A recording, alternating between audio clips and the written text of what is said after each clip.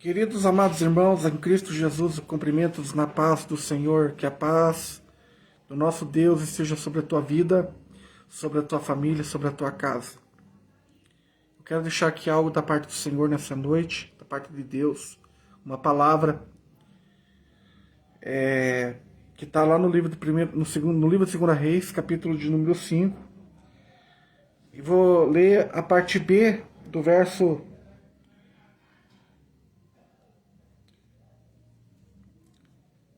10 do capítulo 5. Um ótimo domingo a todos vocês aí que estão em casa, ou talvez alguns foram para a igreja. Resolvi fazer essa live, uma transmissão em poucas palavras, porque não é no muito falar que seremos ouvidos, mas de fato a Bíblia fala que pela fé vem ouvir e ouvir a palavra de Deus. E é desse momento que eu quero deixar esse texto aqui para vocês aqui, versículo 10, da parte B, aonde o profeta Eliseu mandou um mensageiro dizendo assim: vai e lava-te 7 vezes no Jordão, e tua carne tornará e ficarás purificado. A Bíblia, ela contém um monte de mistérios, pois a Bíblia é um livro dos livros acima da ciência, acima da filosofia. É um livro, seja bem-vindo a quem está passando pela nossa transmissão. Não sei quem é agora no momento, mas quero desejar boas-vindas a você que está aí nos assistindo. A Bíblia é um mistério, porque veja que a palavra de Deus, ela é, como diz o texto, né? Lâmpada para os meus pés, a tua palavra é luz para o meu caminho. É a Bíblia Sagrada. E eu vou olhar o texto do livro de 2 Reis, e algo que me chama muita atenção, porque nesse dia o filho de Israel estava sendo levado cativos para a Síria. E de repente uma jovem, uma moça, uma jovem, estava junto na caravana, e ela passou a mensagem, né, para a sua senhora, dizendo assim: ah, se meu senhor soubesse que em Israel tem homem de Deus. Só isso já bastou. A informação chega ao rei de Israel. O rei de Israel toma aquilo por insulto, achando que seria uma provocação de fato. Porque mal ele poderia resolver os seus negócios. Imagine um camarada no seu porto ter que resolver situação de outra pessoa. Agora veja que Israel estava sendo cativo pela Síria. E uma menina mensageira, ela foi a porta-voz, ela reportou a mensagem. Ela reportou a mensagem dizendo: se meu senhor soubera que em Israel tem um profeta, ou seja, toda vez que nós vemos as passagens bíblicas falando sobre as nações dentro do cativeiro, mas nós vamos ver que também dentro desse movimento todo, Deus sempre trabalhou, sempre usou situações, pessoas, personagens para nos trazer para nós um exemplo de como funcionam as coisas. Aí veja que o rei levou como insulto, chegou ao profeta Eliseu, e Eliseu disse sim: não te preocupes, porque aqui em Israel tem profeta, e saberás que há profeta em Israel. Então veja que a menina, ela apenas reportou a mensagem, mas na verdade o general que estava conduzindo ao povo, que estava conduzindo aquele grupo de viajantes, aquela caravana, então ele passou a entender que tinha alguém de grande poder, de grande influência, que poderia resolver o caos dele. Ou seja, a Bíblia fala que ele era um general bom, assim, em habilidades. Era um homem que aparentemente ele tinha toda aquela envergadura, toda aquela estrutura. ele tinha habilidades para manusear uma espada. Ele, afinal de contas, ele era um general, tá? Ele era um general, ele era o capitão, né? Ele comandava as tropas. Ele, então, fazia tratados de coalizão com outras nações. Só que veja só, que o problema dele não era isso, mas o problema é o que estava abaixo da capa. E é sobre isso que eu vou falar para você nesta noite. A capa era apenas um protótipo, uma coisa que ele utilizava para cobrir o que estava oculto, o que estava escondido. Mas veja que, perceba-se então que era um homem de grande valor aos olhos do seu Senhor, mas também ele era leproso. Será que todo mundo sabia que ele era leproso? Talvez não. Talvez só os da própria casa sabiam que ele era leproso. A mulher sabia que era leproso. Mas os demais sabiam que ele era leproso? Acredito que não. Não. Porque aonde ele ia, aonde ele passava, ele era respeitado. Ele tinha como uma característica muito forte. Apesar de todas as coisas, ele era um capitão. Ele era respeitado porque fazia tratado de coalizões com outras nações. Mas o problema não é por aí. O problema maior desse homem é porque abaixo da capa estava escondido que estava a lepra. E a lepra, dentro da cultura judaica, dentro do hebraísmo, a lepra, qualquer pessoa que se contagiasse com o problema da lepra seria automaticamente afastado das tribos, ficava literalmente isolada de parentes, isolada de amigos, isolada de pessoas, porque era um contágio muito grande. E quem estava sobre a lepra significa estar sobre maldição, estava amaldiçoado porque estava sobre a lepra. Agora perceba que a menina, ela foi instrumento de Deus.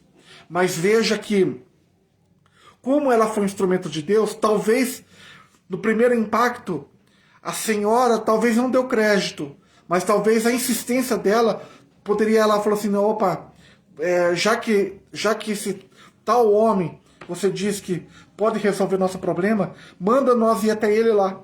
Aí onde chega a informação ao rei e chega ao conhecimento do profeta Eliseu. E podem ver que nos versículos adiante, Eliseu não desce, tá? Ele não desce para falar com o general, tá? Presta bem atenção. Eliseu, ele faz ao contrário. Ele está dentro da sua casa. Ele está dentro da sua casa.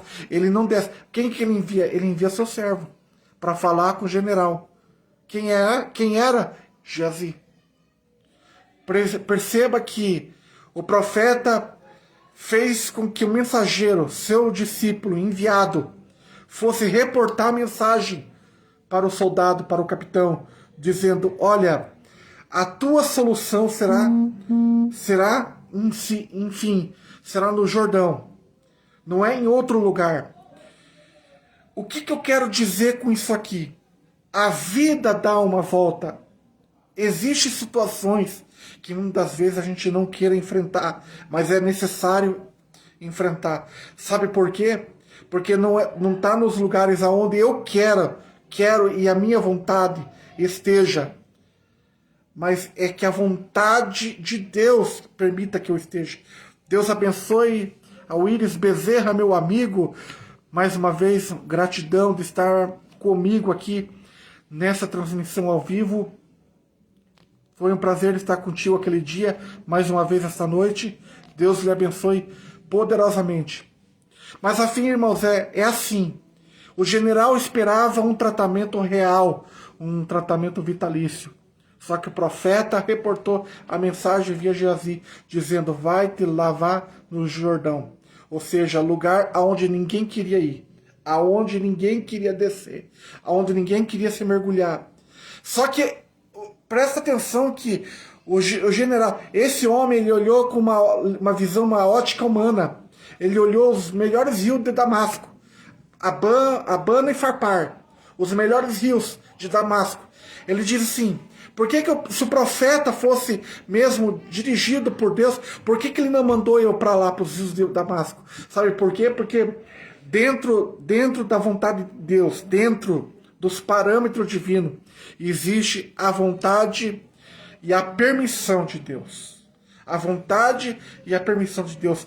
Não é que eu queira me conduzir a fazer aquilo que eu acho que eu vou fazer e vai me prover, que vai dar certo. Não, é aquilo que Deus me determinou. Então, esse homem pensava assim, não, eu queria que Eliseu, de fato, descesse da sua casa, ponhasse a mão no meu peito e liberasse uma palavra de cura.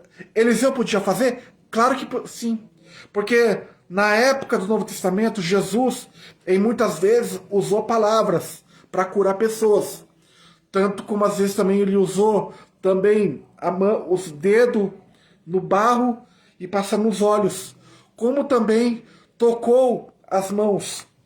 Mas perceba que esse homem ele queria ser tratado como se ele fosse alguém de grande poder, porque na verdade em si ele tinha um grande respeito, porque ele era um capitão de grande envergadura.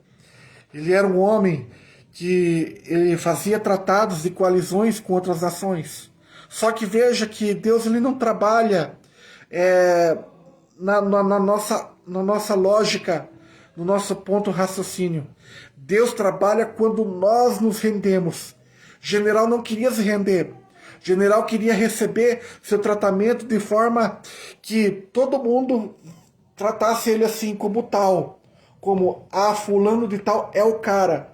Mas veja só como Deus é fiel e como Deus é poderoso e Ele sabe como trabalhar e como quebrantar o nosso orgulho. Às vezes, a nossa prepotência, o nosso orgulho faz com que nós não alcançamos o mérito de Deus, mas faz com que nós temos que nos humilhar mais vezes no Jordão.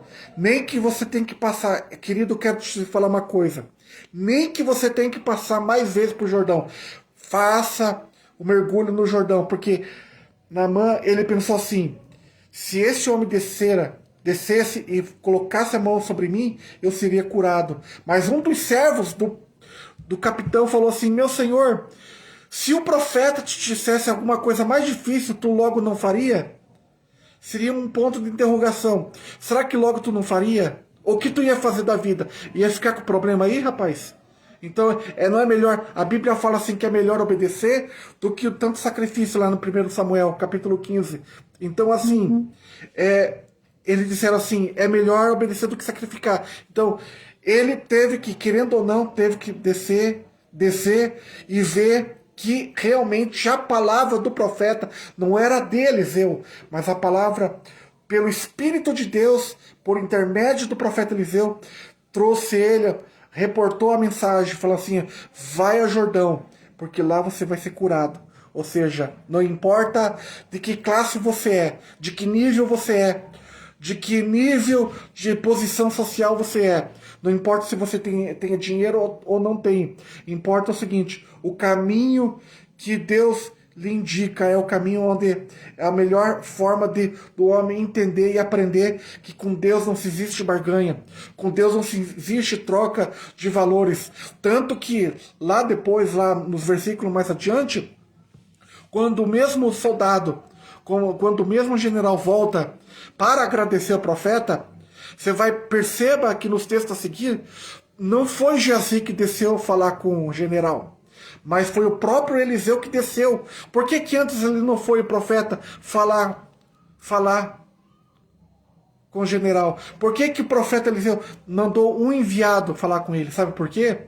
Primeiro, que com o homem, com uma posição que ele se achava alto, a altura. Então Deus usa quem ele quer, como e aonde, a hora que ele quer. Então Deus usou o ministério de Eliseu para dar a incumbência ao seu servo, e ao servo trazer a palavra àquele general, dizendo a ele o que ele deveria de fato fazer.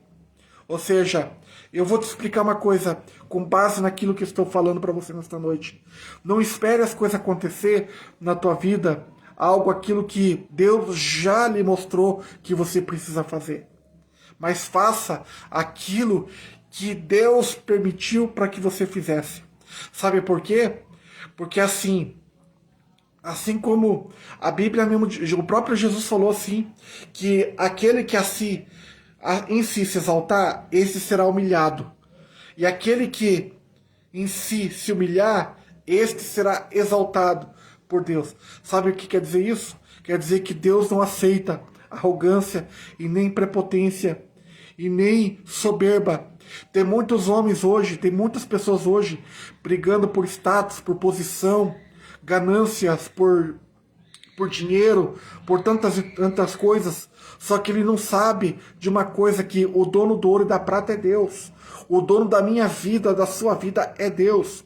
E se é uma coisa que Deus não se agrada, é quando o homem bate no peito e diz assim, eu faço porque eu faço acontecer. Não, nós não faz acontecer nada. Se não for Deus na minha vida, ninguém faz nada. Agora, se Ele for na minha vida, pode se levantar o inferno contra mim, inteiro contra mim. Mas se Ele é na minha vida, cai tudo por terra e o nome de Deus seja glorificado. Então, o que eu quero transmitir para você nessa noite, faça como esse general. Dê ouvido, seja sensível.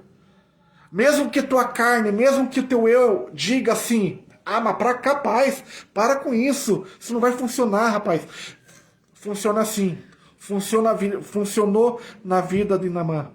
Vai funcionar na sua vida também. Funcionou na vida de Naamã. Tanto que esse homem, os 7 mergulhos dele, ele saiu de lá, do Jordão, sem uma marca, uma cicatriz na pele, tá? Sem uma cicatriz na pele. Isso quer dizer o quê? A carne dele se tornou como a pele de uma criança. Ou seja, a obra de Deus, ela é completa. Ela é perfeita, glória a Deus, aleluia. Ela é perfeita. Então eu quero dizer para você nesta noite, não deixe para fazer aquilo hoje que você... Não queira fazer amanhã aquilo que você pode fazer hoje, não. Mas deixa Deus, o Espírito Santo, te conduzir a você a fazer.